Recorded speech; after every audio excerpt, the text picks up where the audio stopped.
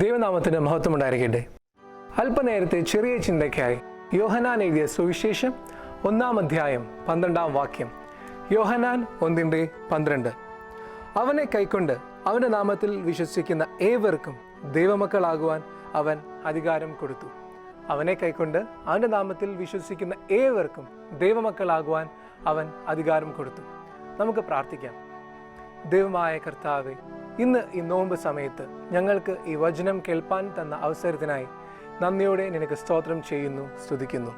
കർത്താവേ, നീ നേരിട്ടതായിട്ടുള്ള പരീക്ഷണങ്ങളുടെ മധ്യത്തിൽ ദൈവഹിതം തിരിച്ചറിഞ്ഞുകൊണ്ട് യാത്ര ചെയ്യുവാൻ നീ ഞങ്ങളെ പഠിപ്പിച്ചുവല്ലോ.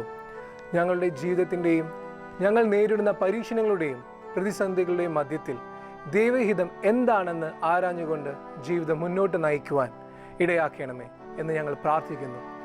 എല്ലാവരെയും നന്മകളാൽ നിറയ്ക്കണമേ. എല്ലാം യേശുവിന്റെ നാമത്തിൽ കൃപയോടെ കേൾക്കണമേ. ആമേൻ. ഇന്ന് നോമ്പിന്റെ 19-ാം ദിവസം. ഈ നോമ്പ് കാലത്തിൽ ദൈവം നമ്മളിൽ നിന്ന് ആഗ്രഹിക്കുന്നത് ഒരു വിശുദ്ധ ജീവിതമാണ്. 1 തെസ്സലോനിക്കർ 4-ാം അധ്യായം 3-ാം വാക്യത്തിൽ ഇപ്രകാരം വായിക്കുന്നു: ദൈവത്തിൻ്റെ ഇഷ്ടമോ നിങ്ങളുടെ ശുദ്ധീകരണം തന്നെ. ദൈവത്തിൻ്റെ ഇഷ്ടത്തിന് അനുസരിച്ച് ഒരു വിശുദ്ധ ജീവിതം നയിക്കും എന്നൊരു ഉറച്ച തീരുമാനമായി നമുക്ക് മുന്നോട്ട് പോകാം. യേശു ക്രിസ്തുവിൽ വിശ്വസിക്കുന്ന ഏവർക്കും ദൈവമക്കളാകുവാൻ സാധിക്കും. ദൈവം നമുക്ക് നൽകിയിരിക്കുന്ന ഒരു വലിയ പദവിയാണ് ദൈവമക്കൾ എന്നുള്ളത്. റോമർ 10-ാം അധ്യായത്തിൻ്റെ 9-ാം വാക്യത്തിൽ യേശുവിനെ കർത്താവ് എന്ന് വായ്കൊണ്ട് ഏറ്റുപറയുകയും ദൈവം അവനെ മരിച്ചവരിൽ നിന്ന് ഉയർത്തെഴുന്നേൽപ്പിച്ച് എന്ന് ഹൃദയം കൊണ്ട് വിശ്വസിക്കുകയും ചെയ്താൽ നീ രക്ഷിക്കപ്പെടും. ഈ രക്ഷയുടെ അനുഭവത്തിൽ കടന്നു വരുന്നവരാണ് ദൈവമക്കൾ. നാം ദൈവമക്കളായി തീർന്നാൽ എന്തെല്ലാം മാറ്റങ്ങൾ സംഭവിക്കും എന്ന് നമുക്ക് നോക്കാം. ഒന്നാമതായി, ആരാധനയും പ്രാർത്ഥന ജീവിതം നമുക്ക് ഉണ്ടാകും.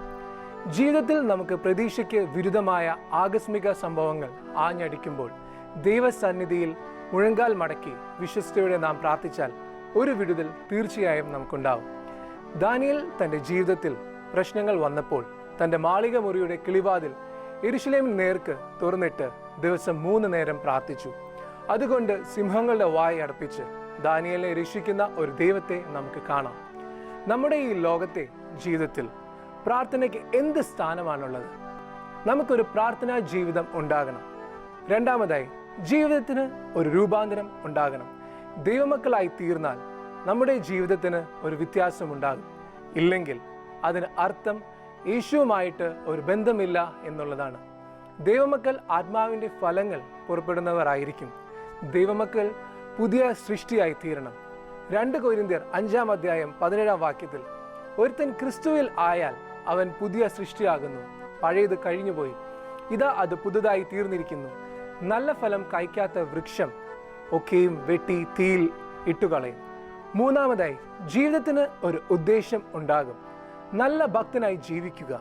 യാക്കോബ് 1:27 പറയുന്നു: പിതാവായ ദൈവത്തിൻ്റെ മുൻപാകെ ശുദ്ധവും നിർമ്മലവുമായുള്ള ഭക്തിയോ അനാഥരെയും വിധവമാരെയും അവരുടെ സങ്കടത്തിൽ ചെന്ന് കാണുന്നതും ലോകത്താലുള്ള കളങ്കം പറ്റാതെ വണ്ണം തന്നെത്താൻ കാത്തുകൊള്ളുന്നതും ആകുന്നു. ദൈവ ഇഷ്ടം ചെയ്ത് വിശുദ്ധിയോടെ നല്ല ഭക്തനായി ജീവിക്കുക. കർത്താവ് മധ്യാകാശത്തിൽ വെളിപ്പെടുമ്പോൾ കർത്താവിനെ എതിരേൽക്കുവാൻ നമുക്ക് ഓരോരുത്തർക്കും യോഗ്യരായി തീരും എന്നുള്ള ഒരു ഉറപ്പ് നമ്മുടെ ജീവിതത്തിൽ ഉണ്ടാകണം. ദൈവത്തോട് ഒപ്പം ചേരും, ദൈവത്തോട് കൂടെ വാഴും എന്ന് നമുക്കൊരു ഉറപ്പുണ്ടാകണം.